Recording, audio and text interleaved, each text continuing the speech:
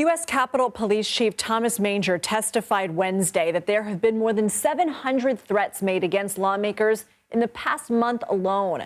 Manger also said there have been more than 50 reports of members of Congress being swatted in the past month. That's when a false police report is made to harass someone. The chief says the department needs more staff in order to continue protecting lawmakers. The heightened threat level in this country has not gone down. And so we do need additional resources. We provide the protection at the level it needs to be, but you do that through officers working double shifts and averaging, our DPD agents average 50 hours of overtime every pay period. For more, I want to bring in CBS News congressional correspondent Scott MacFarlane. Scott, you have new reporting about some of these recent threats against lawmakers. What can you tell us? Yeah, that's the Capitol Police Chief in his normal measured tone, Lindsay, but in his measured tone, he is raising all kinds of red flags and trying to blare a siren of warning that there are some issues here.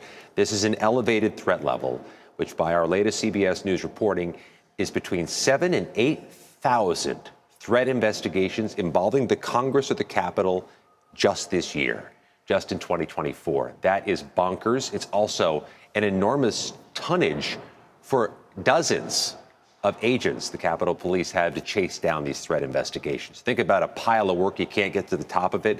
This is one of those piles they're at risk of having when they have this many cases coming in and only so much manpower. What are some of these cases? We know a lot of this has manifested itself in the form of death threats.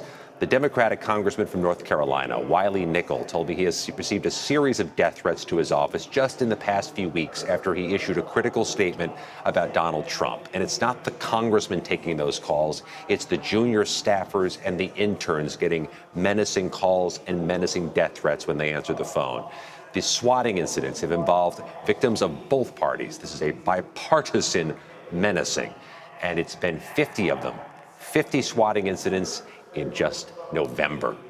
That's a danger to the victim, the target of the swatting incidents, because when law enforcement is falsely called to their homes under the guise of a threat, there can be a miscommunication, there can be an opening of fire, there can be a danger to the victims. And in this case, Lindsay, the victims are members of Congress themselves. Is the Capitol Police Department changing anything to address this?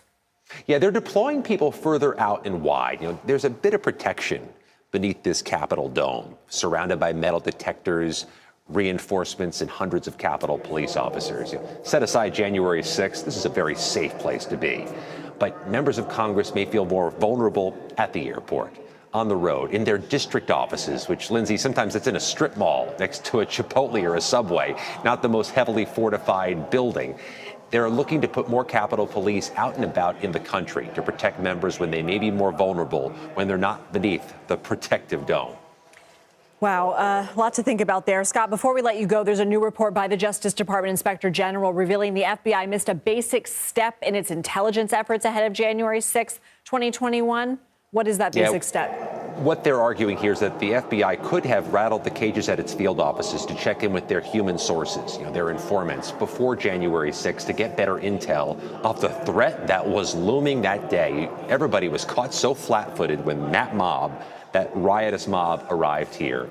The FBI has already looked through where some of the pitfalls were, where some of the mistakes were made. Lindsay, that's one of them. They could have rattled the cages down at the little field office levels in the cities across the country to see what are your sources telling you, what risk does Washington hold on a day that Donald Trump said would be wild in advance.